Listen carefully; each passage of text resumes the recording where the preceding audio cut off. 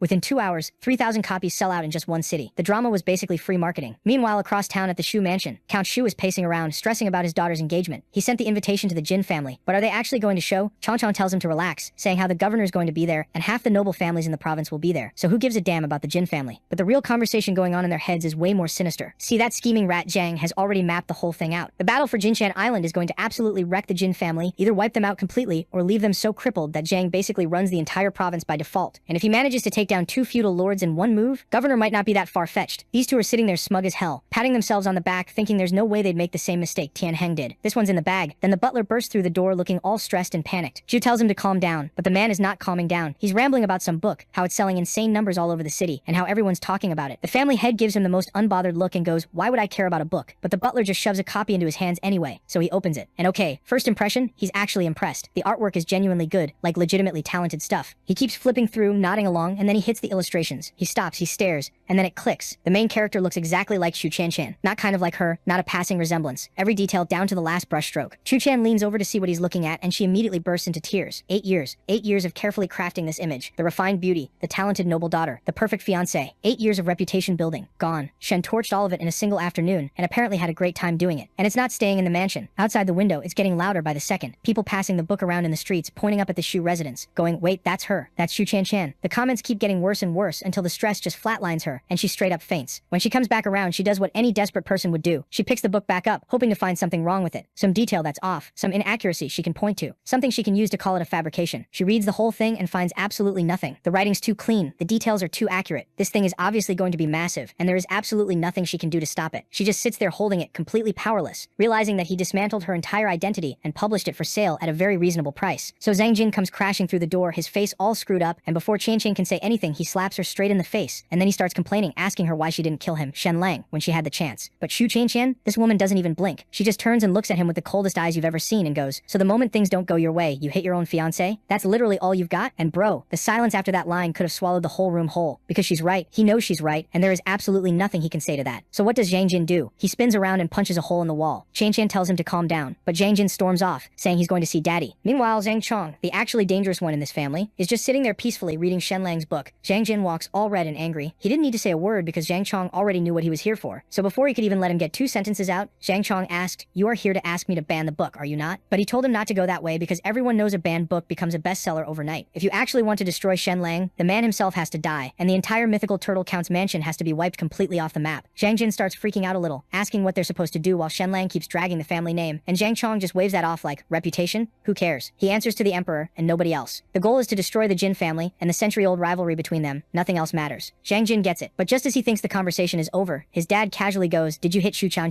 And Zhang Jin just freezes because how? How does this man know everything? Zhang Chong doesn't even raise his voice, though he just tells him to get it together and stop embarrassing himself. And as Zhang Jin walks out, the math is clicking in his head. His dad needs 100,000 gold coins for a promotion. The Shu family alliance is what makes that happen. So he needs to lock in, kill his emotions, and stay focused on the mission. Burn the Count's mansion to the ground. Back at the mythical Turtle Count's mansion, Shen Lang is literally over here adding names to his enemy wall, and instead of being stressed, he's being sarcastic about it, muttering about how he barely dealt with 1 guy and 2 more already popped up. Then Jin Mulan walks in with this big warm smile and tells him his enemies are her enemies too, and you can tell by the look on Shen Lang's face that this man is absolutely cooked for her. But there's no time to be cute right now, because tonight is Shu Qian's engagement banquet, and Shen Lang has already decided he's showing up and making it. Everyone's problem, basically, whoever steps out of line gets handled on the spot. Simple as that. Now while Shen Lang is hyped and locked in, his father-in-law Jin Sakai is over here having a full breakdown because the guest list for this banquet is genuinely terrifying. You've got Tang Yun, heir of some big northern noble house. You've got Nang Gongping, second son of another major family. And then the one that really makes Jin Sakai's stomach drop. There's a rep from the Yin Yuan Bank, which is basically this ancient mega bank with money and connections stretched across a dozen countries. And oh, by the way, they're also the Count's mansion's biggest lender. So not only are they surrounded by enemies at this party, but their own creditor walked in with them. Jin Sakai runs all of this to Shen Lang, looking like he needs a paper bag to breathe into, begging him not to go. But Shen Lang just sits him down and goes, "Relax, I already know exactly what they're doing." And then this guy proceeds to break down the entire enemy plan from memory. Step 1, flip all the other noble houses to the new regime, so the Count's mansion has 0 allies and stands completely alone. Step 2, cut off their money by calling in the debt and seizing Jinsan Island, their main income source. Step 3, once they're broke and isolated, move in for the kill with full imperial backing. Jin Sakai is sitting there with his jaw on the floor. The old master in the room is equally shook, muttering that he can't believe someone pieced all of that together from scattered fragments of information. But Shen Lang's not done. He holds up 2 fingers and says, the enemy's plan still has 2 weak spots that haven't been cracked yet, and once he gets through those, it's over. Jin Sakai looks around the room and basically says, this man is too talented to be caught up in their little family drama. He should be advising kings. Shen Lang waves it off and starts saying something about Jin Mulan being his queen in every sense, before he catches himself mid-sentence because yeah, her dad is literally sitting right there. Then Shen Lang asks why the previous count borrowed such an insane amount of money in the first place, and Jin Sakai goes quiet and admits the old man funded a private army 3,000 soldiers, an entire fleet, and lost every single one of them. Shen Lang is genuinely caught off guard because that's the kind of military spending that small nations do, not noble households. But even after all of that, Jin Sakai still doesn't want him walking into that banquet, telling him he'll be completely surrounded on all sides. Shen Lang just looks at him and goes, dead calm. Are they gonna beat me? Jin Sakai slowly shakes his head, and Shen Lang gets this big grin like a kid who just found out the theme park has no lines, saying he wants as many people there as possible. The more targets to embarrass, the better. He also tips Jin Sakai off that people from the Yin Yuan Bank are gonna come knocking soon, and whatever they say, let it go in one ear and out the other. Jin Sakai can't believe the nerve of this guy, basically asking if he thinks he's psychic, and then literally 2 hours later, Yin Yuan Bank people show up exactly like Shen Lang predicted. They claim they haven't switched sides and still back the old nobility. But after the warning, Jin Sakai doesn't believe a single syllable coming out of their mouths, and does as Shen had told him. Meanwhile, over at the banquet hall, the engagement ceremony is going in full swing. The entrance is absolutely packed, and then Shen Lang pulls up. The second he steps out of that carriage, the whole crowd just stops. Not just because he looks like he was carved out of trouble, but because a delicate hand follows his out of the carriage. And then Shen Mulan steps down. Perfect posture, long legs. The kind of entrance that makes everyone forget what they were doing and who they came with. The two of them walk arm in arm, completely unbothered. And as Shen Lang scans the room, he can already feel the hostility radiating from every corner. Good, that's exactly where he wants to be. They hadn't even taken 5 steps into this banquet before some random woman came speedwalking straight at Shen Lang with this fake timid look on her face, and then just absolutely unloaded. She's telling the whole crowd that a few days ago in Orchid Mountain City, she and Shen Lang were getting it in together. That he told her she was way better than his wife, and that he promised to make her his mistress. She didn't just stop there, she even called Jin Mulan a dead fish to her face. Now Jin Mulan is standing right there, and her eyes go sharp immediately because she knows her husband. But before anyone can react, this woman whips out a necklace with the character Lang carved on it, and starts waving it around like evidence, claiming it's a love token he gave her. Seeing this, the crowd started cursing Shen Lang, saying how he's an awful guy. But Shen Lang doesn't care about that because his eyes are fixed on the necklace because he recognizes the lock, the thing that went missing at the U-Place place. But instead of getting mad or flustered, he just quietly pulls one of his guys aside and whispers something. Then he turns back to this woman, who's still running her mouth at full speed, and asks her completely deadpan, "Okay, so how much do I owe you for that night?" She holds up 5 fingers, 5 silver coins. This man pulls out 10 gold coins and hands them over enough to pay for like 390 clients. And she's so hyped about the money, she doesn't even register what he just implied. A few seconds later, his guy comes back with literally dozens of beggars in tow. Shen Lang just casually gestures to the woman and tells them she's all theirs. The beggars' eyes light up like Christmas morning. The woman's face goes completely white. She tries to bolt, the Count's mansion soldiers cut off every exit, and Shen Lang just calmly tells her, "Payment's been made, sweetheart. In business, you clear debts with goods." She breaks and starts screaming for the butler to come save her, full volume, yelling that she slandered Shen Lang on his orders. The butler's face does about 15 different things in 2 seconds before he composes himself, straightens up, and goes, "I have absolutely no idea who this woman is. How dare she drag my name into this?" Then tries to casually stroll away. The woman panics and just dumps everything, how the butler recruited her, how he set the whole thing up, the full story, all of it. Shen Lang looks at her and goes, "So we never actually slept together, right?" She nods frantically, throwing the butler so far under the bus you can't even see him anymore. The butler is sweating bullets now, but he puffs his chest out, tells Shen Lang he has zero proof, there's nothing he can do, and turns around feeling real smug about himself. That's when Shen Lang completely switches gears and starts doing this whole dramatic performance, grabs Jin Mulan's arm, puts on his best scared face and goes, "My love, there are so many terrible people here tonight. I'm genuinely frightened. Can we just go home?" And Zhang Jin immediately starts panicking, because if Shen Lang walks out that door right now, his entire plan is cooked. So he rushes over with his fakest smile glued on and basically begs them to stay. Shen Lang points straight at the butler and goes, "That guy tried to set me up. Break his legs and I'll stay." Zhang Jin, without blinking even once, orders his men to do exactly that. Not even the head of the Shu family could pump the brakes. They snapped into action instantly. But then Shen Lang suddenly goes, "Wait, hold on," and picks up a wooden stick, looks Zhang Jin dead in the eyes. "I want to do it myself." He winds up, brings it down hard, and then both the butler and Shen Lang scream at the exact same time. The whole crowd is just standing there confused. Like, why is Shen Lang screaming? Turns out he swung so hard he threw his own back out. He's standing there grimacing, calling for Jin Molan to come rub his back, while the butler is on the ground ready to lose his mind. Jin Molan walks over and starts working on his lower back, and within seconds he's perfectly fine, looking completely unbothered while the butler gets dragged away. Round 1 to Shen Lang, and it wasn't even close. So the banquet gets going, and Shu Chen Chen and Zhang Jin are at the entrance doing the whole gracious host routine, greeting everyone. When Shen Lang and Jin Mulan walk up, Shu Chen Chen immediately lights up and starts chatting Jin Mulan up like they're old friends, but acts like Shen Lang is literally invisible, standing right next to her. Shen Lang clocks it, and you can tell it actually gets under his skin a little. So he asks Jin Mulan if she's got money on her. She says yes. He reaches into the bag, pulls out a fistful of gold coins, walks straight up to Shu Chen Chen, places them in her hand, and says completely straight-faced that a man can owe all kinds of debts in life but never that kind, and this is payment for their 3 months together as husband and wife. Then he starts doing the math out loud. 3 months, 100 nights, so they must have been together around 200 times, and he just keeps going, totally calm, running the numbers, while Zhang Jin and Shu Chen Chen's faces get darker and darker with every single word. Crew Chin Chan eventually just forces a smile and waves them inside, but when they get to their seats, the Count's mansion crew has been stuck at table 9, which is a straight-up disrespect given how powerful their house is, and everyone in that room knows it's deliberate. Shen Lang is not about to let Jin Mulan sit there and take that, but just before he can make a move, the whole room erupts. 2 massive arrivals just walked in back to back. First, Tang Yun, heir of the Jinhai Count's scholar, is a guy who's sharp in both the books and on the battlefield, the full package. And right behind him, the governor's office envoy, a military man and son of the general who pacifies the south. Tang Yun especially is clearly on a different level, good-looking, accomplished, the kind of guy the whole room wants to be around. And Shen Lang immediately leans over to Jin Mulan and asks, who's more handsome, him or Tang Yun? Jin Mulan says to him. Shen Lang grins like an absolute idiot. About a third of the room rushes to greet Tang Yun. The other 2/3 don't even approach, not because they don't want to, but because they know they're just not in his social league. Then a guy in black and green steps up to greet him, this year's second-ranked graduate, freshly appointed silver clothing inspector, with the power to audit hundreds of officials, and apparently the guy who's held the title of top scholar in mythical Turtle City for years, a name Shen Lang's been hearing his whole life. Last to pull up were Nangong Ping, from the Jinbei Marquis Mansion, and the Yinyuan Bank rep. Every single faction was now in the room, and every single one of them almost certainly had their eyes set on one thing, taking down the mythical Turtle Count's mansion. Now that everyone was in, the party could finally begin. Everyone took their seat and started chatting, knowing that these bastards would be up to no good. Jin Mulan leaned over to Shen Lang and said,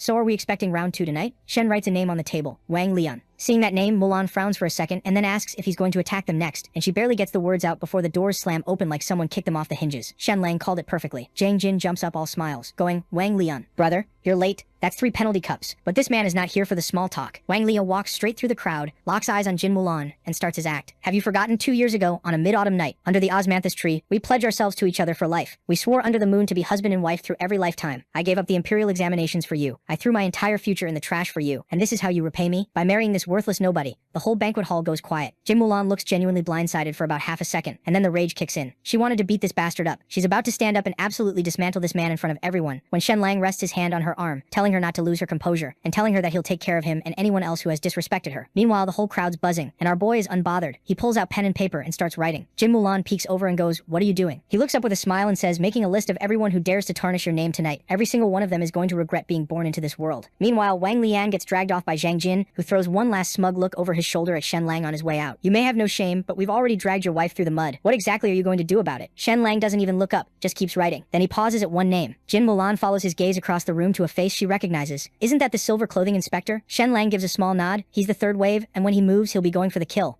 Shen Lang tilts his head and goes, remember those 3 visitors we had last month? She thinks for a second, weren't those just patients coming to see the doctor? Shen Lang lets out this quiet little laugh like she said something adorable. That's exactly the point. She doesn't fully get it yet, but she trusts him completely. He leans back in his chair and goes, if any of them dare to make a move tonight, I'll bury all of them. The banquet gets rolling properly. Zhang Jin does his big grateful host speech. Toasts go around. Everyone's pretending to be civilized, and then out of nowhere, some guy stands up and goes, has anyone heard about this incredible book that just came out? Shen Lang's pen stops moving. He watches as a group of scholars start absolutely gassing up his book, quoting lines from it, calling it a future classic specifically, that line about how the net of heaven is vast but lets nothing through. Then they drop that Shen Lang wrote it, and suddenly the whole table erupts in praise, everyone raising glasses to the man of the hour. Shen Lang watches all of this unfold with the energy of a director watching his actors fumble their lines. The performance is terrible. He knows it's a setup. He can see every string being pulled, and then once again that bastard sits up from his seat, pointing a finger at our boy, calling him a shameless thief. Stealing my woman wasn't enough. You had to steal my poetry too? And once again the room starts talking. That's Zhang Jin's second strike of the night, and this one actually lands. Half the crowd is shocked, silent. The other half are already side-eyeing Shen Lang like they've just discovered he's a fraud, before anyone could say anything. This old guy stood up from his seat, Shen Lang's childhood teacher, and told everyone that he has taught Sheng, and although he was a good-for-nothing walking lel in the past, he would never stoop so low as to plagiarize, so he asked Wang Lian to show the proof. Wang Lian reaches into his sleeve with this big theatrical energy and goes, oh, you want evidence? I've got evidence. He pulls out an exam paper from 8 years ago with the poem written right there on it. Now, one thing that you guys should know is that although the county examination isn't a high-level imperial exam, it is still an official one. You can't fake that. The paper gets passed around to Tang Yun, Lian Jan, and the rest, and sure enough, the verse is right there, handwriting and all. The room starts turning. People are calling Shen Lang a disgrace to scholars. The old teacher is still holding out, going, you and Wang Lian never even had any interactions, and Wang Lian cuts him off smoothly. He was injured once. I tutored him while he was recovering. That's when he stole it. The old man's hand starts shaking with rage, and he turns to Shen Lang. Is this true? Shen Lang doesn't even look up. The acting is still just as terrible as ever. Let me see that exam paper. The city official Lu Weiyan immediately steps in front of it. Someone with no academic title has no right to touch imperial examination papers. He basically tells Shen Lang to stand back and look from a distance. Shen Lang just smirks. You think I can't see it from here? And then he uses his X-ray vision and reads the paper from across the room. Locks in, activates that big brain of his, and starts breaking it down. The paper is real, no question. The aging on it is real. Every character is authentic. But Wang Lian absolutely did not write this poem. Shen Lang figures it out fast. Those 16 characters in the poem, super common ones. Wang Lian found old samples of his own handwriting, cut out those specific characters, arranged them into the poem, then hired the most skilled calligrapher he could find to paste them seamlessly onto the original exam paper. The only way to fake aging on ink is to have the real paper underneath it. Man, this is stupid. These Chinese brain rots are getting out of control. Wang Lian jabs a finger at him and goes, here is your evidence. What do you have to say for yourself? The old teacher looks at Shen Lang with genuine heartbreak on his face and just calls him an animal. Shen Lang looks back at both of them completely calm and goes, impressive. At your age, still coming out here to set traps. Then some woman in the crowd who genuinely doesn't believe Shen Lang would plagiarize calls out for him to just write a better poem on the spot and prove himself. And all the scholars buy the idea real quick. Lian Jan sees his opening and steps forward. There are plenty of scholars here tonight. I'll set a topic. If your poem beats theirs, that at least proves you're not entirely a fraud. Seeing this, Shu Chan is internally beaming right now. The stage is packed wall to wall with Shen Lang's enemies. Asking him to write poetry in front of this crowd is basically just organized humiliation. No matter what he does, he loses. Shen Lang sets his teacup down slowly, then smiles and goes, why would I write a poem for you? What right do you have? What makes any of you think you can even be in the same conversation as me when it comes to poetry? The scholars lose it immediately. You don't even have a title. How dare you? Shen Lang cuts straight through the noise. Is there even one imperial scholar in this room? No one spoke because there was none. But he doesn't care because even if there was, so what? The best case scenario for any of you is you grind your whole life, maybe become a city lord, maybe crawl up the rank of count, and by the time you're old, your whole family throws a party like your ancestors won the lottery. Maybe one of you becomes a county magistrate at 50, and then what? What luxury are you actually living? What kind of woman are you marrying? What kind of house are you going home to? How many servants do you have? He lets that sit for a second. I live on an estate spanning 10,000 meters, a mansion of 1,000 rooms, dozens of servants and maids. My wife is the daughter of a count and literally the #1 beauty of the country, with talent and martial skill that none of you could dream of standing next to. The finish line of your entire life struggle is where I started. The things you're desperately hoping to one day have are things I consider small. So tell me again, what right do you have to compare yourselves to me? You came to this banquet tonight to play the role of dogs, and yet somehow this whole evening has basically been thrown in my honor. Seeing this smug bastard strutting around, every scholar in the room was itching to put him in his place, except none of them could argue with his logic. Infuriating. They were jealous, and honestly, rightfully so. One look at Jin Mulan's assets and you'd understand. I'd sell my grandmother, my liver, and my left shoe just to get within clapping distance of those cheeks. So Shenlang looks dead at Shu Chen and goes, "You want me to prove myself? Are you serious right now?" And he breaks it down. "Look, back when I was a nobody, your family could have stomped out without a second thought. So we had to fight to clear my name with everything I had. That made sense. But now you want me to whip out a poem on command like some performing monkey? Get out of here with that." Now, while all this is going down, Wang Lin is sitting there absolutely losing it on the inside, because this whole night was supposed to be his thing, his big moment, his victory lap. So he reaches for his wine to cope, and at that exact second, Jin Mulan, without so much as blinking, without making a sound, just casually flicks a pill into his cup. Nobody caught it. Nobody except Shenlong. He immediately clocks what just went down. That's the hallucinogenic stuff he cooked up earlier. Truth serum, basically. And Jin Mulan didn't go easy on the dose either. She put in enough to make sure this man physically cannot tell a single lie. Oh, and Wang Lin's already out here drowning his feelings in alcohol, which just makes the whole thing kick in faster and harder. This man just accidentally speedran his own destruction. So now Shenlong looks over at Wang Lin, who's still running his mouth, feeling himself riding this high of thinking he already won and just does nothing. Doesn't clap back, just nothing. Because in Shenlang's head, Wang Lin is already done. He's just a dead man who hasn't figured it out yet. The guy had the nerve to talk trash about his wife. There's a tab to settle, and Shenlang is a very patient man. Then Wang Lin mid-rant starts feeling it. Head gets foggy, the room starts looking off. Something is very wrong, but he can't put his finger on what. Shenlang smiles and goes, "Wang Lin, you've been setting me up this whole time, haven't you? Dragging my name through the mud?" And Wang Lin just cracks up laughing. Yeah,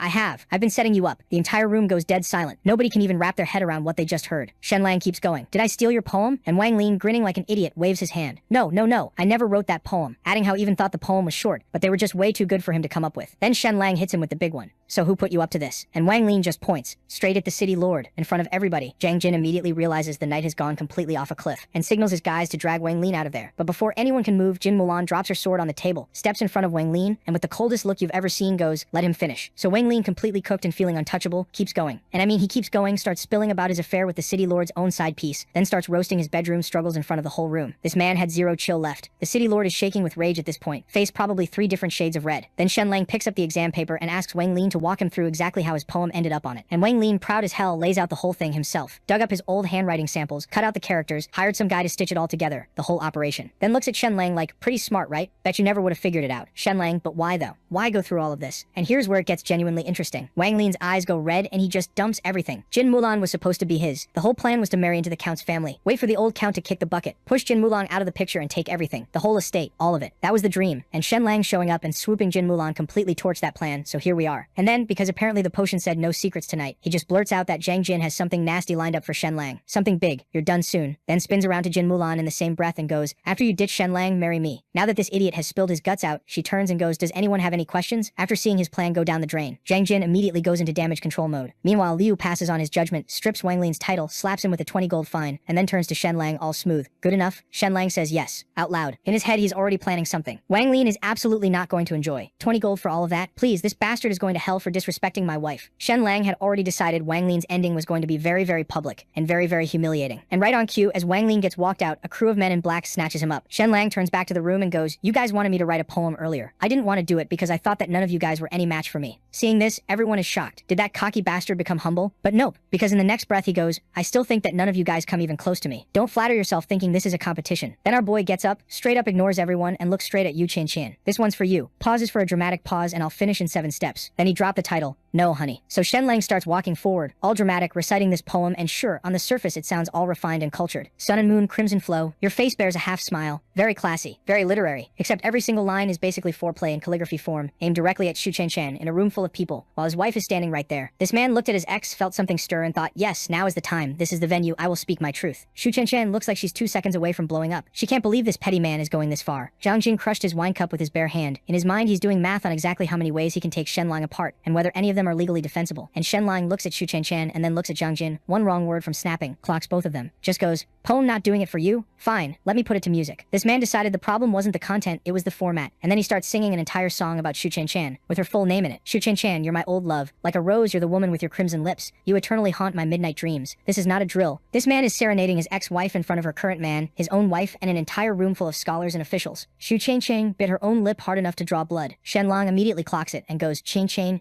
your upper lip is bleeding. What's wrong? Did you not like my singing? Should I switch to another song?" Shang Jin is now walking toward him with genuine murder in his eyes. Shenlang smoothly sidesteps behind Jin Mulan and goes, "Wife, it seems nobody here appreciates my artistry. Let's go home." And Jin Mulan, completely deadpan, nods and goes, "My dear, I really enjoyed your singing. Sing for me at home." But then Li Wenjing steps forward and goes, "Shenlang, you cannot leave." And Shenlang already knew this was coming. He'd been waiting for it actually. Because Li Wenjing then announces to the whole room, what's most pathetic is a man who doesn't realize he's already walking toward his own death, then points at Shenlang and shouts that his act of treason has been discovered, and orders the guards to shackle him and drag him to the capital. Soldiers flood in from everywhere. Now here's the thing. Shenlang is not panicking at all. He's smiling, because this is exactly the trap he laid, and it just triggered perfectly. He looks at Li Wenjing and goes, "You chose to be someone else's blade. Enjoy what comes next." And when exactly did I ever plot rebellion? Don't throw accusations without proof. So Li Wencheng calls for ink and paper, pulls out Shenlang's poem, specifically circles a few characters from Boundless Romantic Affairs. Characters that look completely innocent on their own. But when you read them backwards, heavenly punishment for Prince Jin. As those words left his mouth, the entire room started talking. They couldn't believe that there was such a hidden message in the poem that he recited out loud at the banquet. This is apparently an open declaration of rebellion against Prince Jin himself, who, and this is where the lore drops, turns out to be the original crown prince of Southern Ouyang, adopted son and son-in-law of the current king. 20 years ago, the king of Southern Ouyang led the vanguard in a massive battle against the Shamu tribes and died in combat. And the current king was so moved he adopted his 9-year-old son as his own. So this man is basically a prince, and Shenlang just called for heavenly punishment on him in a poem, in public, on purpose. Apparently. Then Li Wensheng keeps stacking evidence, pulls out books. Shenlang published in Orchid Mountain City, points out that a specific shade of red ink was used there but not in the copies from Mythical Turtle City. Intentional inconsistency. Another mark of conspiracy apparently. The crowd is fully cooked at this point. They're all but ready to sign Shenlang's execution papers themselves. Soldiers completely surround them. Jin Mulan draws her sword and steps in front of Shenlang without a word. Li Wensheng looks at her with this smug smile and goes, "Miss Jin, distancing yourself from Shenlang at this point might already be too late, but showing some stance is better than nothing, no? Unless of course you want to drag the entire Count's mansion down with him. But nah, she's loyal." And real quick before we continue, you need to understand why Li Wensheng is doing all of this. Same reason as every other guy in the city. He wanted Jin Mulan, and since the royal family bylaws cock-blocked him from making it official, he decided that if he couldn't have her, no one would. So Jin Mulan hits him with, "My husband and I are one, not your business. Goodbye," and Li Wensheng, absolutely not handling it, orders Shenlang arrested. At which point Jin Mulan slices a table completely in half and says, "Who dares?" And the answer from everyone in the room is a resounding "not me." Then Shenlang coolly and with absolutely zero self-preservation instinct asks Li Wensheng how close he is with Prince Jin, and this bastard, unable to resist a chance to brag, puffs up and starts telling everyone how he's had several days of private conversations with the man, and Shenlang just starts laughing and goes, "Several days of private conversation with Prince Jin. Wow, that's bold of you." Li Wensheng has no idea what's happening. "What do you mean bold? What are you implying about Prince Jin?" Shenlang doesn't answer, just goes, "The acrostic poem was intentional by the way." Li Wensheng snaps and orders the soldiers to move in immediately, but no one is touching our boy on Jin Mulan's watch. She pulls out her sword, breaks the table in half and then points it towards the soldiers. So Li Wensheng pulls his inspector's token and calls in Zhang Jin and the city lord's full forces until they're drowning in soldiers, with the city lord literally handing Li Wensheng his command token, and Li Wensheng internally thinking there is absolutely no way she fights through hundreds of men. And then Shenlang gets quiet for a moment and thinks to himself how Li Wensheng is really a big idiot, because here's the thing, why would anyone bother changing specific words between two editions of the same book published just days apart, unless they wanted someone to find it? And the silence that follows is deafening, because the answer is the poem was a trap. Prince Jin of Southern Ouyang is the one actually plotting rebellion, and Li Wensheng, who has been sneaking off for cozy little private sessions with him for days, just waltzed into a room full of witnesses and handed everyone the confession on a silver platter, at which point the entire room looks like someone hit pause on reality, and Li Wensheng asks Shen if he's finally gone mad, because why would Prince Jin do that? He's the king's sworn son, married to Princess Ninglua. Why would he ever rebel? And Shenlang replies simply because he tried to poison Princess Ninglua and failed, which accelerated his timeline considerably. And when Li Wensheng scrambles for one last exit, asking why no news has come out, Shenlang explains that the previous ruler of Southern Ouyang died in battle, while the Yue Kingdom's prince just watched, that Prince Jin was taken in by the king and handed a princess and treated like beloved family, but it was always a leash, they never trusted him, and Prince Jin knew it. He spent years quietly seducing every lever of power through public and private channels alike, and his final move was removing the one person standing in his way. And how do you know all this? Li Wenxiang asks our boy. Shen told everyone what happened. So about a month ago, Princess Ning Luo showed up quietly among a group of visitors, looking for treatment from a local doctor. The doctor couldn't figure it out. Shenlong stepped in, lead poisoning, untreatable by the standards of the era, but manageable with the right protocol. He got her stable, and the second she left, Shenlong sent spies to monitor Southern Ouyang Lang's every movement, got the full picture, then went back and rewrote those specific words in the book to construct the acrostic. This man diagnosed a princess, cured her enough to buy time, used the information to predict a rebellion, constructed a hidden literary trap, and waited for someone stupid enough to spring it. But this idiot was still not ready to accept reality, and says this is all fake, and Shen is spreading rumors. Shenlong waves his hand. Prince Jin rebelled 4 days ago. News reaches Mythical Turtle City by tomorrow, the day after at the latest. We can just wait. So they waited. 8 p.m., 9 p.m., midnight. Shenlong is getting bored and starts poking at Li Wenjiang again, just to pass the time. You know, for a scholar, you are remarkably dense. Zhang Jin hasn't even made a move yet, and here you are playing inspector. Your father really worked hard raising you for this. Li Wenjiang is about to actually explode when the Count's mansion lackey comes running with the news. Next was Jin's lackey, and soon enough the city lord's lackey confirms it. And lastly, the Count's lackey walks in with the same news. Multiple sources, same news. It's real. Now that the news has been confirmed, our boy turns to Li Wenjiang and goes, your little confession about those cozy private sessions with Prince Jin? Wrote it all down. Father-in-law's filing the full report. You can go ahead and sit with that. And Li Wenjiang, who came into this evening expecting to win, collapses on the spot, foaming at the mouth, completely finished. At which point Shenlang turns to the rest of the room with his arms spread wide and says, anyone else? But no one dared. He then strolls over to Zhang Jin, produces a special limited edition copy of Boundless Romantic Affairs, hands it over as an engagement gift, and adds almost gently, don't look down on her for being second-hand. She's a good girl. Cherish her. Which causes Xu Changchang to absolutely dissolve into tears. And somehow Zhang Jin holds himself together long enough to say, thank you for the gift, Brother Shen. Sorry about the terrible hospitality tonight. Shen Lang surveys the room one final time. Any other traps? Anyone? He's available, he can wait, and is met with pure dead silence from everyone who hates him, and can do absolutely nothing about it. So he nods, takes Jin Mulan's hand, and walks out. Once he was out, everyone finally relaxed, but then the doors opened again and Shen Lang's head popped out. He's almost disappointed that none of these idiots tried anything. So we cut to the Jin mansion, where Mommy Jin and the whole crew are already outside waiting to welcome Shen Lang back. Word had already spread about how he absolutely owned the engagement party, and Mama Jin's basically doing a happy dance inside, thinking her daughter hit the jackpot marrying this guy. Then Jin Mulan shuffles over, clearly dying to ask something, but too awkward to spit it out. Shen Lang reads the room instantly and goes, let me guess, you want to know if anyone at the party mentioned you as the co-author of Boundless Romantic Affairs, right? Jin Melange nods like a puppy. Shen Lang looks him dead in the eye and says, nope, not once. Jin Wukong immediately breaks down crying, wailing about how he suffered too and deserves some credit. But literally nobody cares. Everyone's too busy fawning over Shen Lang to even glance in his direction. On the walk back, Shen Lang turns to his father-in-law and says, shame we couldn't drag Zhang Chong into the mess tonight. Jin Sakai waves it off, telling him Zhang Chong is no joke. Even he wouldn't bet on himself against that guy. He tells Shen Lang he did great to go rest, and that he'll handle what comes next. Shen Lang smiles, immediately clocking that his father-in-law is planning to use Prince Jin's rebellion drama as leverage to go toe-to-toe with the emperor himself. Cut to the next afternoon. Wang Lian wakes up in his uncle's secret hideout, totally disoriented, shoulder aching and with a feeling that he's forgetting something. Then it hits him. Oh right, Shen Lang was supposed to be finished. He starts laughing to himself, already mentally counting the money and power coming his way, now that the Count's mansion is toast. Then the door opens and Shen Lang walks in. Wang Lian looks like he's seen a ghost. How are you here? Why aren't you dead? Shen Lang just smiles and hits him with nobody who's ever crossed him. Has walked away clean, and this guy didn't just mess with him, he went after his wife's reputation too. Originally Shen Lang had a special death plan for him, but it seems fate had other ideas. Wang Lian has no idea what he's talking about, so Shen Lang casually goes, hey, quick question, why is there a bite mark on your leg? Did a mad dog get you last night or something? Wang Lian looks down at his calf and freezes. He bolts up to go find a doctor, totally ignoring the part about his shoulder being bitten too. But the second he steps outside, he's surrounded by soldiers from the Count's mansion. Shen Lang leans in and asks him if he really doesn't remember what he said last night specifically, that he told the lord of the city that he'd been cuckolded. Wang Lian's stomach drops because yeah, he actually did say that. Shen Lang shrugs and says, look, he wanted to kill this guy with his own hands, but on the way back, Wang Lian got mauled by a mad dog, and honestly, that's probably the universe handling it. Then he has the soldiers drag out those same 2 dogs and lets them loose again. Meanwhile, across town at the New River County Zhang Chong's mansion, Zhang Chong's son Zhang Jin is reporting back to his dad that the plan to take down Shen Lang completely fell apart. But here's the thing, Zhang Chong had already figured out Shen Lang's hidden poem in the writing, and his first reaction wasn't celebration, it was suspicion. Something felt too neat, too planned. So instead of making a move himself, he quietly handed the knife to someone else to do the dirty work, keeping his own hands clean. Even while processing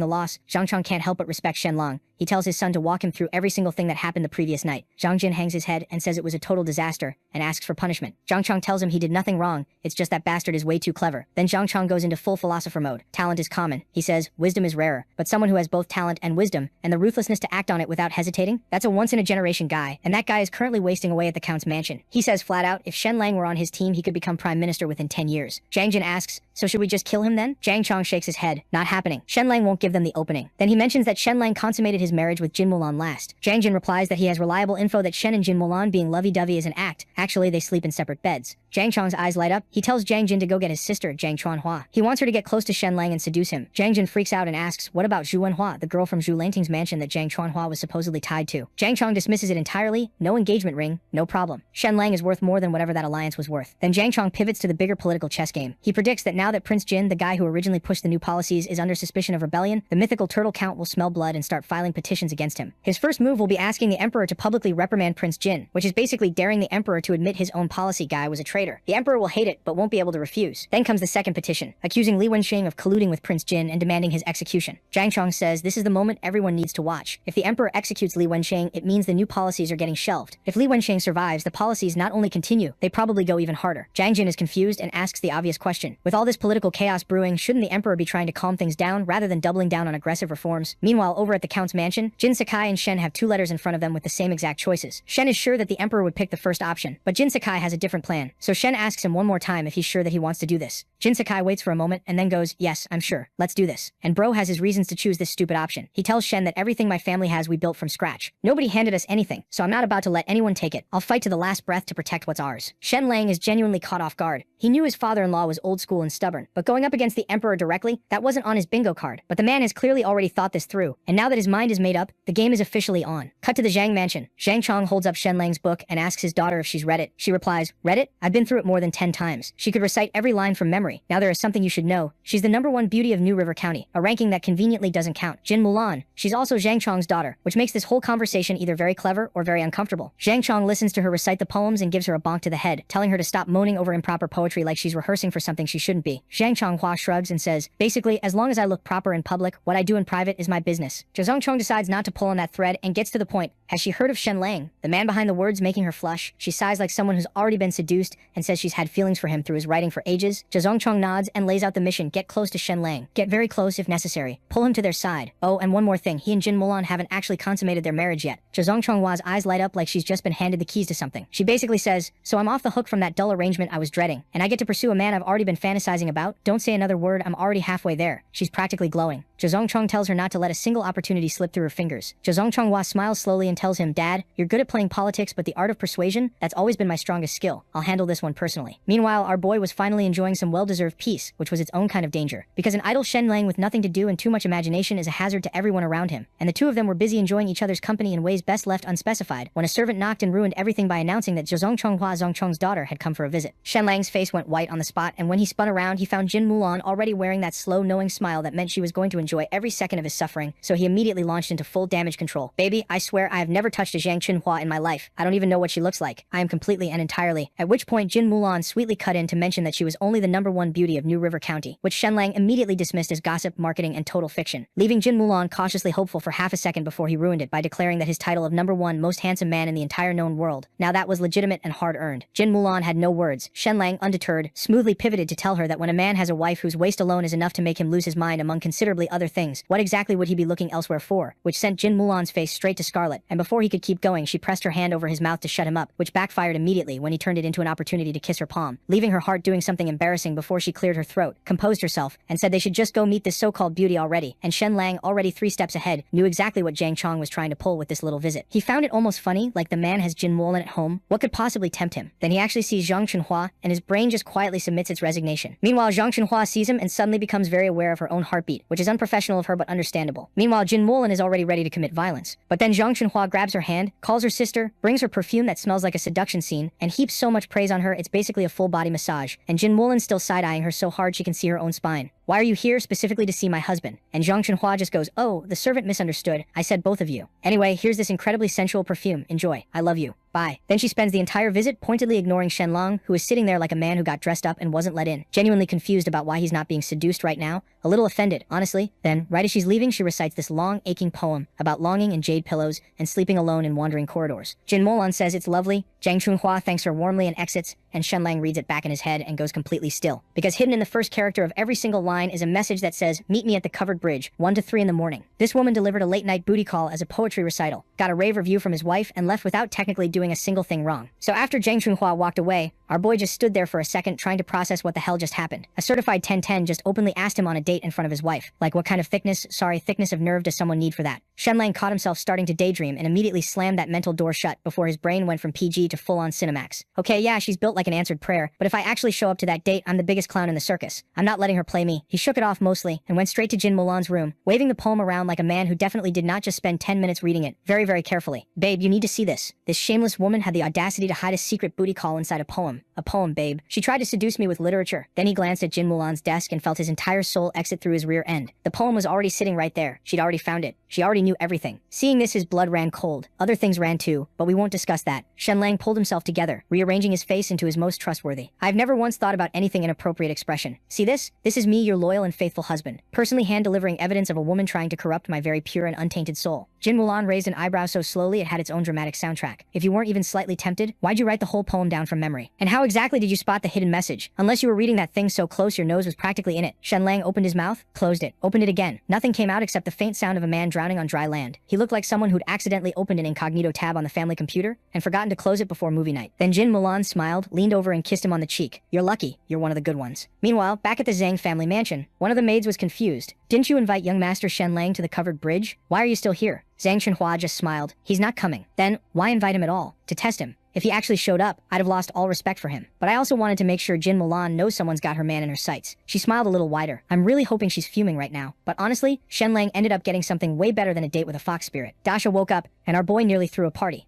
Which, fair enough, the guy had been beaten to absolute hell, and somehow made a near-full recovery in under 2 weeks. Shenlang looked at him like he was watching something that shouldn't be medically possible. But there was one thing that needed to be fixed, so he cleared his throat and said, this is the time we set some ground rules. And not calling me dum-dum is the first. It's young master from now on. Dasha blinked and went, okay dum-dum. Shenlang stared at him and said, call me young master. Dasha smiled, nodded, and said, okay dum-dum. Jin Mulan had to physically turn away to hide her laugh. She tried to help, slowly sounding it out from now on. Call him young master. Dasha looked dead at Shenlang. Got it. Young master, Jin Mulan. Shenlang wanted to flip a table. Was this guy fighting stupid on purpose? Now that the initial introductions were done, Dasha asked Shen about his parents. Jin Mulan told him that he doesn't have to worry about them. They've gone on a long trip. You'll stay here from now on. Besides, she glanced at Shenlang and then said, a lot of people are trying to give this one a hard time. He needs someone watching his back. Dasha stood up immediately. All of that goofiness gone in an instant. He didn't love the idea of living in someone else's home, but someone out there was trying to mess with Dum Dum. That was a completely different conversation. They can hit me all they want, but nobody touches Dum Dum. There's actually a reason Dasha's been like this since they were kids, and it's simpler than you'd think. Growing up, nobody ever wanted to play with Dasha. Not a single person would spare him the time except for one kid who had some screws loose. Later that evening in Jin Mulan's room, she started talking about testing Dasha's abilities tomorrow. She had a feeling the guy had some serious untapped martial arts talent, and Shenlang was nodding along like a supportive husband until something in his brain went off because wait, a talent reveal setup? He sat straight up with the energy of a man who just remembered he was the main character. Hold on, if we're testing people tomorrow, I want in. He was already fully committed to the vision. Shenlang, a once-in-a-millennium martial arts prodigy, was chosen by the universe itself. It was basically written in the stars, and the universe frankly owed him that much. Jin Mulan gently suggested it was late and maybe he should go rest his once-in-a-millennium body. So he shuffled back to his room where he lasted approximately 4 minutes of lying there before he heard it. The faint sound of running water from next door, and his brain, fresh off being called one of the good ones less than 2 hours ago, immediately started doing calculus. It had absolutely no business touching. He told himself no, he was a disciplined man, a faithful man, a man of character and integrity. Then he was scaling the courtyard wall with a book tucked under his arm as his legal alibi, just a normal man enjoying late-night literature under the moonlight. Nothing suspicious. Move along. Hauled himself to the top, peeked over, and immediately lost all structural integrity in his body from what he saw. Right as a loud imperial decree announcement ripped through the night air and scared him so bad he flinched, the book launched off the wall and hit the ground with a smack loud enough to disturb ancestors. Jin Mulan turned around, and they made full, unobstructed, devastating eye contact him, perched on a wall like a gargoyle with no book and no explanation,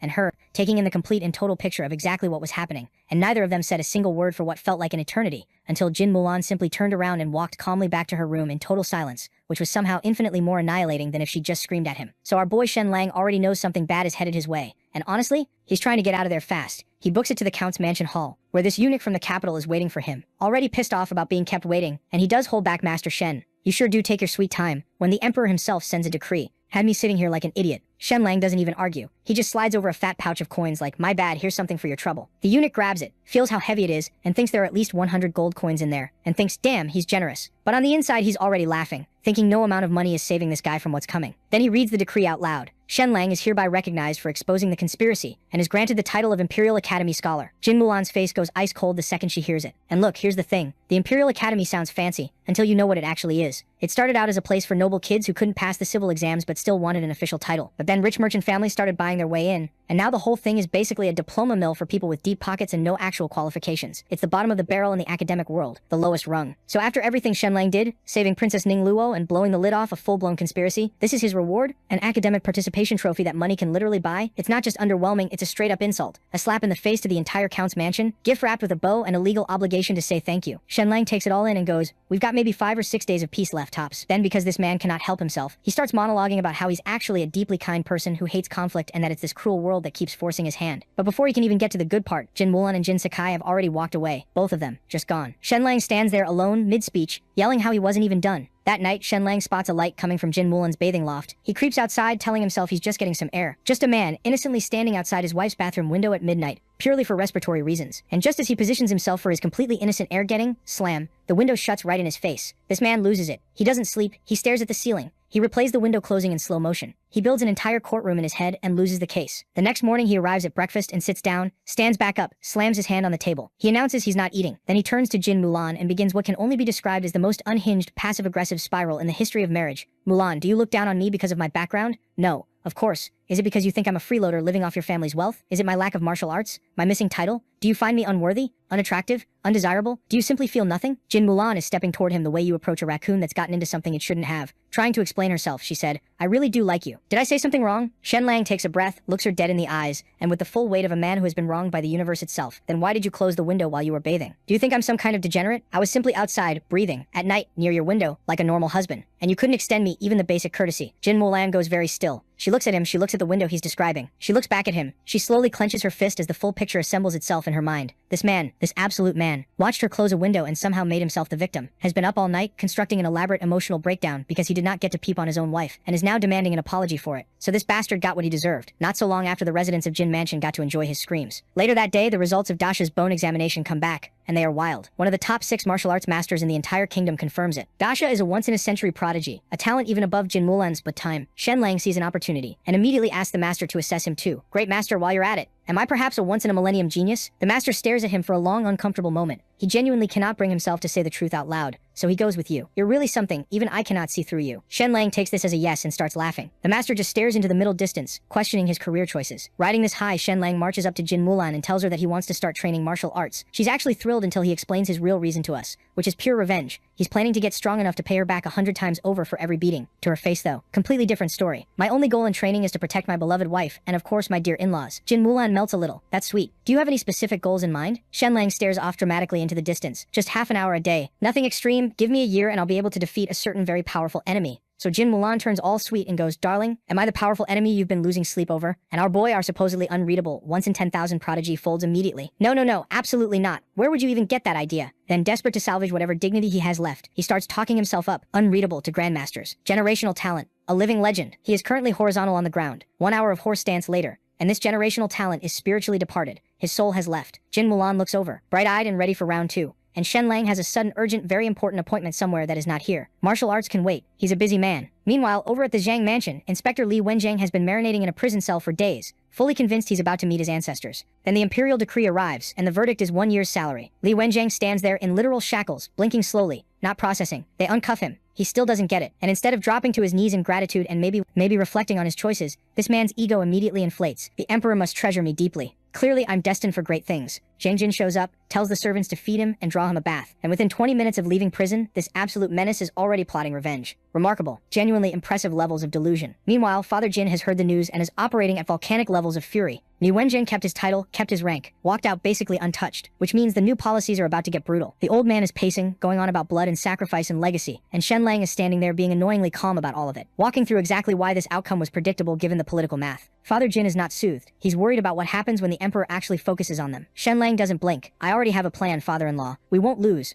And tonight we put this rabid dog down for good. Just then the butler walks in with the news that Li Wenjiang is outside, with troops. Father Jin steps out and asks this man what the hell he thinks he's doing. Thinking to himself, this bastard just got out of prison and he's already back on his nonsense. Li Wenjiang says he's here to arrest Jin Mulan. Father Jin absolutely loses it. What crime could my daughter have possibly committed that requires this many soldiers? And Li Wenjiang, wearing the smaggest face ever assembled on a human head, delivers it. Death by collision. The crowd outside goes tense immediately. Everyone in this city loves the Jin family and they know it. So Li Wenjiang lays out his case. Jin Mulan's cavalry allegedly went galloping through the streets, injuring 13 civilians and killing 5. And he had the bodies and the wounded brought forward right there on the spot to prove it. Shenlang's internal monologue, you ruthless bastard, because he clocks it instantly. Li Wenjiang staged the whole thing. He hurt civilians himself, then pinned it on the count's mansion. Jin Mulan steps forward and calmly asks where her cavalry actually is. Li Wenjiang smiles and says they've already been arrested, and once the governor signs off, every last one of them gets executed. Shenlang's eyes go cold. He knows this story doesn't add up, because he personally tried to provoke Jin Mulan's cavalry once before, and barely got a scratch. These are disciplined professional soldiers. The death by collision charge is fiction. But Li Wenjiang isn't done twisting the knife. He tells Jin Mulan that if she doesn't come quietly, he can't guarantee what might happen to her people in custody. And among those cavalry is Jiang, Jin Mulan's most trusted confidante, fiercely loyal, dangerous in a fight, and also notably, someone who turns the color of a tomato every single time Shenlong gets within 10 feet of her. Yep, this bastard remembers her only because of this debate. Everyone knows what happens to a woman who ends up in the wrong hands behind bars. Jin Mulan, who treats every single one of her soldiers like family, is 2 seconds away from doing something heroic and catastrophically stupid. So our boy stepped in and started roasting this bastard, and our boy does not hold back. He walks straight up to Li Wenjing and goes, "Idiot, have you seriously not learned your lesson?" And he really didn't, because he was high on power and was dropping embarrassing lines like, "When you're standing in front of absolute power, all your little tricks mean absolutely nothing." Shenlang's response, he completely ignores it. Yeah, you should probably start running. They're coming. He says it like he's talking about rain. Someone showed up at the Zhang's mansion 3 hours ago to get you. Now they're heading toward mythical Turtle City. Li Wenzhen just stares at him. Shenlang shrugs. "You're cooked, brother. You won't see tomorrow's sunrise." Li Wenzhen actually laughs and goes on about how the emperor fined him a year's salary and then secretly sent his family three years worth, basically telling Shenlang he's untouchable. He turns away and orders his men to grab Jin Mulan. But before anything could happen, a group rides in, all black, everything, every face masked, and the whole crowd goes dead silent, because these guys are from the Blackwater platform, the emperor's personal death squad, answering to nobody except the throne. And as he sees them, Li Wenzhen's brain completely blue screens, but he shakes it off and walks toward them with a big smile, fully convinced they're here to back him up. The captain looks at him and says flatly, "Disperse your men," then turns to Count Jin and apologizes for the inconvenience. You literally watch the color leave Li Wenzhen's face, and then he turns and orders his men, "Take him," and Li Wenzhen just absolutely loses it, screaming about how the emperor pardoned him, and this is unjust, nobody's even looking at him. The soldiers grab him and start dragging him away. Now here's where it gets good, because none of this was an accident. Shenlang had been cooking up this plan for half a month. He dug into Li Wenjing's whole deal and found exactly what he needed. Turns out this man, for all his big talk about power and prestige, was catastrophically, embarrassingly down bad for a famous courtesan named Ho Wan Wan. Blew a fortune on her, wrote her poetry, outspent every other guy throwing money at her, fully convinced he'd won her heart. She did not care about him at all. They spent an entire night in the same room, and nothing happened. And when he tried to see her again, she straight up refused. So enter Shenlang. After his poetry started making the rounds, Ho Wan Wan came to him personally, wanting a poem strictly business. She needed a performance slot at the Empress Dowager's birthday celebration. Shenlang heard that and immediately thought, perfect. He anonymously sold her the poem, "When Will the Moon Be?" which was so good she won first place and locked down her palace slot. Then he designed her a stunning performance costume, the kind that makes an entire room forget how to breathe, and bribed a painter to make sure she looked impossibly radiant in the official celebration album. The emperor saw it, summoned her, and Ho Wan Wan, being Ho Wan Wan, had the man completely wrapped around her finger within days. Then, and this is the part that really finished, Li Wenjing, the story of his poem for Ho Wan Wan reached the emperor's ears, with rumors going around that she actually favored him. The emperor did not take this well and ordered his place searched immediately. They found a portrait of Ho Wan Wan, which was already bad, but then under his bed they found a figurine stuck through with silver needles, carved with the crown prince's birth date. The emperor might have eventually let the Ho Wan Wan thing slide and even tried hiding this all from the court and from the public, but a curse ritual targeting the crown prince, yeah, that's the kind of thing people like to talk about. Soon the rumors spread and the emperor couldn't do anything. In the end, he had to go to the Blackwater platform. Cut back to the present, and this bastard was not being dragged away. Li Wencheng locks eyes with Shenlang and screams, "What did you do? Tell me." And Shenlang just puts on the most innocent face imaginable. "Brother, I've literally been home the whole time with my wife, my back's been killing me. When would I even have the time?" Li Wenjing screams the entire way out, yelling conspiracy, yelling it's illegal, and yelling the emperor pardoned him. The soldiers don't even glance at him, because the emperor already despised this man, and the emperor made sure Li Wenjing had the worst trip of his life on the road to the capital. He was tortured a lot, and the second they arrived, they took his head. After Shenlang finished wrecking that inspector, he went home feeling all moody about how boring life gets when you're basically unbeatable. To kill time, he walked up to Jin Mulan and was like, "Hey, wanna guess a riddle?" Jin Mulan rolled her eyes. She knew his riddles were never actually about riddles, but when she saw his little sad puppy face, she caved. So Shenlang jumped on the chance and gave her this riddle about moonlight, a white crown, a kind wife, and 2 hearts connecting. Basically, he was low-key proposing and trying to be smooth about it. But before Jin Mulan could even process what was happening, Jin Zhong came busting through the door in a panic. Apparently, some of the count's mansion guards got grabbed and locked up, and the guy refusing to let them go was demanding Shenlang show up personally to beg for their release. Shenlang was like, who even is this guy? Jen explains that it was Linzhou, the son of the family that had tried to screw Shenlang over before. The dude had just passed his military exam 2 days ago and landed a job as deputy leader at Yanshan. Now normally some low-ranking deputy wouldn't dare mess with the count's mansion, but Linzhou had a secret weapon. He was marrying into money. He was set to become the son-in-law of Count Wu Zhaozhong, who ran tens of thousands of troops in the southern province. The catch? He was marrying the count's 300-pound third daughter. But hey, Linzhou conveniently stopped thinking about that part. The count had already bumped him up to full leader of 1,000 households, so Linzhou was feeling himself big time. What Linzhou really wanted wasn't just power though. He wanted to rub it in people's faces, especially Wang Lan's. Back when Wang Lan passed his exam, he'd shown off like crazy in front of Linzhou. So now it was payback season, and what better way to start than by making Shenlang crawl? When Shenlang showed up, he was polite on the outside, but clowning Linzhou internally like, this dude is living off his wife's family. What a disgrace. Linzhou started doing his whole big shot act, but Shenlang cut right through it and dropped a bomb. Li Wenjing is dead. Linzhou's eyes went wide before he could even respond. Shenlang smoothly asked him to let the guards go, since they didn't actually do anything wrong. Linzhou said nope,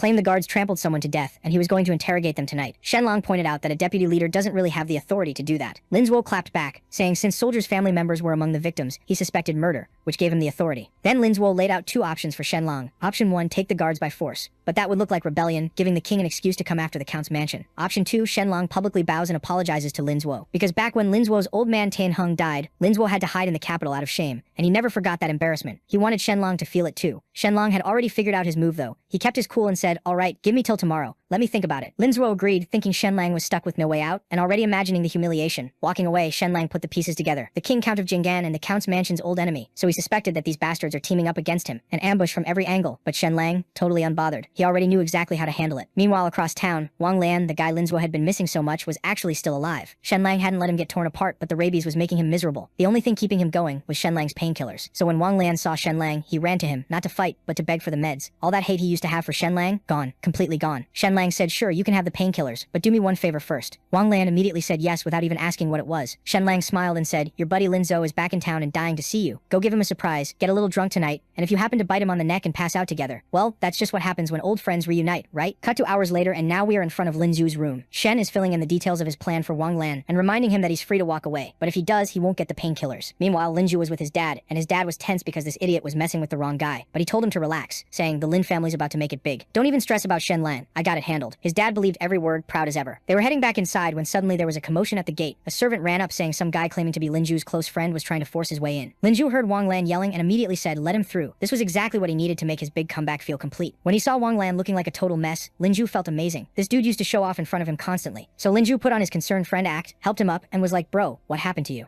We're family. Why are you bowing to me like that? Wang Lian went full actor mode, spilling a whole dramatic story about how he'd messed around with City Lord Li Huayan's concubine and now Li Huayan wanted him dead, so he needed Lin Zuo's protection. Lin Zuo first acted surprised, then offered Wang Lian a job working directly under him. Wang Lian immediately called him master, and Lin Zuo nearly floated off the ground. Nothing felt better than having someone who used to be on top now kneeling at your feet, so Lin Zuo threw a welcome dinner. Wang Lian hadn't forgotten what Shenlang told him to do. He waited until Lin Zuo was good and tipsy, then pretended to pass out. Then Wang Lian crept over, pulled Lin Zuo's collar open, and bit him on the neck. The next morning, Lin Zuo woke up and found Wang Lian in his bed. He freaked out completely. He was demanding answers when completely unaware Shenlang had already quietly sent someone from the Yanshan household to tip off Lin Zuo's family. When the family showed up at the quarters, they walked right into the scene between Lin Zuo and Wang Lian. The old man nearly had a heart attack. Lin Zuo was still trying to stammer out. It's a misunderstanding when Shenlang walked in, going, my eyes, I'm basically a child. How am I supposed to unsee this? Lin Zuo didn't even have time to deal with Shenlang because the family elder Wu Jiayin was already in his face, going, Lin Zuo, have you no shame? Lin Zuo shoved Wang Lian away, frantically got dressed and dropped to his knees, swearing he was set up. Then Wang Lian completely flipped the script, pointing at Lin Zuo and going, sir, please, stand up for me. I came because he kept sending people to find me. I thought it was important. But this animal drugged me and then, before Wu Jiayin could even react, Shenlang stepped forward doing his best fake noble voice. Wang Lian, even though you're my enemy, I am a man of justice. I can't just watch this happen. I'll personally provide guards to escort you to the governor's office to file a complaint. By now, Lin Zuo knew 100% this was all Shenlang's doing. Of course Shenlang played innocent. I only came today to give you my answer from yesterday. I had no idea I'd walk into this. Brother Wang Lian, let's go file that complaint. But the old man told him to stop. Shenlang turned around. What? Without wasting any time, he asked our boy, what does he want? And then said, some of my men are here. The ones you locked up for no reason. I want my men back. Wu Jiayin told Lin Zuo to release the soldiers. Lin Zuo was absolutely seething but had no choice. Once all the guards were free, Shenlang twisted the knife one more time. Oh, and I'm taking Wang Lian with me too. I'm worried you might try to silence him. And just like that, he walked out with Wang Lian in tow. But Shenlang wasn't done with Lin Zuo, not even close. He had bigger things planned. Meanwhile, Wu Jiayin, the family elder, started putting things together. He noticed Wang Lian seemed weirdly sensitive to light and clocked the bite mark on Lin Zuo's neck. Being Wu Jiajuan's older brother, he knew things. He started demanding triple the original payment from Lin Zuo while cooking up cover stories, and all this time, his eyes kept drifting back to that wound on Lin Zuo's neck. Back at the count's mansion, Shenlang strolled in and gave Jin Sakai a thumbs up. Mission done. Guards rescued. Everyone home safe. Jin Sakai was thrilled but couldn't help feeling a little bummed comparing Shenlang to his own useless son. Then Shenlang brought up something that was bugging him. Hey, that Wu Jiayin guy seems a little off to me. Jin Sakai filled him in. Apparently, over 20 years ago, Wu Jiayin had competed with Count of Jinggan for a big title and lost because he never had kids to carry on the line. Before Shenlang could even feel sorry for the guy, the butler rushed in. Sir, there are villagers and village elders outside asking to see you. Shenlang sighed. Who's causing trouble now? And went out to see what was going on. Turns out it was a huge problem. The silkworm cocoon harvest had been massive this year, but not a single merchant in the entire city would buy them. And this wasn't just annoying, it was a crisis. Out of 100,000 farmers on the estate, 70,000 of them depended on silk farming to survive. No buyers meant no income for those 70,000 people. And on top of that, a quarter of the count's mansion's yearly revenue came from taxing cocoon sales. So the whole estate's finances were about to collapse. Making things worse, cocoons don't last long. If they're not processed in time, moths hatch from the inside and destroy everything. The villagers explained, mind, the Shu family and the Lin family had both refused to buy. Even the silk merchants from other counties who showed up every single year were nowhere to be seen. And as a little extra twist of the knife, the Shu family head and his daughter said if anyone was going to negotiate with them, it had to be Shen Lang himself coming to their door. Shen Lang immediately recognized it as a setup, but he kept his cool and told the villagers, "Don't worry, I'll handle it." Then under his breath, "These people really don't value their lives, do they? I just finished wrecking Lin Zhu, and now the Shu family wants to try me." An hour later, Shen Lang showed up at the Shu residence and went straight to the point. "So you actually had the nerve to come at me again." Here's what had happened. The Shu family had previously used a recipe Shen Lang made for golden silk, presented it to the crown prince, and got a royal seal of approval out of it. Now they wanted more. Their deal: hand over the recipes for purple and rainbow dyes, and they'd buy the cocoons but only at half price. They also made it real clear that they weren't bluffing, warning Shen Lang that the entire southern province had agreed not to buy the cocoons. Basically, they had him cornered. They gave him 3 days to decide, but nah, Shen Lang wasn't about to let these people push him around. He basically laughed in their faces, told them they were absolutely delusional if they thought he'd bend over for that, and walked out. Back at the Count's mansion though, he dropped the whole tense act and was just vibing, playing chess with Jin Mulan, who was getting absolutely destroyed by the way, and like the absolute fool he was, he decided to poke the sleeping dragon and started teasing her about it. So naturally she went straight for the jugular. So she said, sweetly tilting her head, "What exactly were you doing last night?" Shen Lang broke into a full sweat instantly. "Nothing, just teaching Bing how to read." Jin Mulan stared at him with the flattest expression known to mankind. "Teaching? With your arms around her, with mouth to mouth." She let that sit for a second. "And didn't I also hear you running your mouth about how we're a couple with zero action? Something about how if things kept going this way, Bing's kid would already be a few months old by now?" Shen Lang, operating at peak shamelessness, immediately tried to throw Bing completely under the bus. "My lady, I swear on everything she came onto me. You know I'm a man of deep principles and iron self-control." Jin Mulan was already walking toward him, fist clenched, done entertaining a single syllable of that nonsense. A moment later, screams were bouncing off every wall in the mansion. So the 3 days Shu Qianshan had given him were nearly up, 1 day left on the clock. Fresh rumors were spreading across the territory daily, each one juicier than the last. Shen Lang had tried sliding into the Lin family's silk business as a backup option, but after the whole Lin Zhou mess, they weren't touching him. They actually ran straight to the Shu family to spill everything. Don't fall for it, don't let him get in. And Shu Qianshan, she was savoring every single moment, already fantasizing about Shen Lang showing up at her door, head low, ready to beg. The image was practically keeping her warm at night. Sure enough, with time expiring and the cocoons on the verge of going bad, the desperate villagers came back to the mansion with nowhere else to turn. Shen Lang looked every single one of them in the eye and said, "Whatever humiliating conditions the Shu family wants to put me through, I'll take every last one, as long as you all have food on the table and coins in your pockets." The villagers were genuinely wrecked by that, bowing, thanking him, some barely holding it together. So Shen Lang walked into the Shu residence and laid the purple and rainbow dye formulas right on the table. Shu Qianshan was barely keeping herself from cackling out loud. She'd finally had him right where she wanted him, pinned down with nowhere to squirm. But of course she kept pushing. "That's not enough," she said. "You're also going to apologize for everything you put me through." Shen Lang, without so much as blinking, "Qianshan, I was wrong, truly deeply wrong. Please, for the sake of what we once had between us, let this go." But she still wasn't satisfied. She wanted him to burn every copy of Boundless Romantic Affairs too. Every last one. Shen Lang tried to negotiate, "I'll burn it publicly. But you buy the cocoons at full price. Shu Qianshan goes 60%. That's my offer. Take it or walk away with nothing." She crossed her arms, "And you burn it here, at our place. I want to watch you do it myself. I want to see your face while it happens, up close, with absolutely no way out." Cut to a few moments later. Outside, our boy was keeping his end of the promise. He personally lit thousands of copies of his own book on fire, right in front of her. The Shu family started buying the cocoons at only 60% of the price, which had the farmers basically crying as they sold. And Shu Qianshan only bought the first 300,000 pounds, then announced to everyone, "Don't worry, we'll buy the rest too. We just need to work out a few more things with Shen Lang first." She was planning to drag this out and squeeze every bit of humiliation she could from him. Then the Shu workshop started running at full speed, boiling water, extracting silk, and cranking up the temperature past 45 torts C everywhere, including the storage rooms. Then out of nowhere, the cocoons caught fire. They tried everything to put it out, couldn't. The whole place burned to the ground. Over at the Count's mansion tower, Shen Lang was watching the fire glow in the distance, with the biggest smile on his face. The night before the Shu family started buying, he'd quietly stuffed white phosphorus into some of the cocoons. White phosphorus ignites at anything above 40 degrees. Mix those into a silk workshop running at 45 degrees. And yeah, the result was inevitable. While explaining the whole white phosphorus thing to Jin Mulan afterward, Shen Lang also managed to sneak in a kiss on her cheek. Big wins all around. The dye formulas, the apology, burning the book, all of it was just a distraction. The real play had already been set in motion. The Shu family head had been at a banquet literally celebrating how they'd gotten the Count's mansion's cocoons for dirt cheap, when Shu Qianshan spotted something weird in the distance. Fire, in the direction of their workshop. She tried to tell herself it wasn't possible, but then servants came sprinting in. "The workshop's on fire. Everything's gone." The family head couldn't believe it. "How does a place full of water, tanks, and steam just catch fire?" He started yelling at the messenger. The servant, shaking, just said, "You should really just come see for yourself." When they got there, they stood in complete silence. Decades of work gone. Just ash. The workers tried to explain that multiple storage rooms caught fire at the same time, and the water wasn't doing anything. The family had lost it and immediately blamed Shen Lang, demanding Lu Aiyan take guards and go arrest him. Lu Aiyan flatly refused. "Where's your proof?" And that's when the Shu family head truly felt how dangerous Shen Lang really was. He started ranting about how he had the provincial offices and the governor behind him, plus the prince's calligraphy seal. Shu Qianshan had to pull her dad back. "Dad, this isn't the time. We already took a big deposit from the western region merchants. If we can't deliver, we're on the hook for compensation. Our reputation is everything right now." That snapped him out of it. The Lin family head conveniently showed up right then. offering their workshop for free with one condition.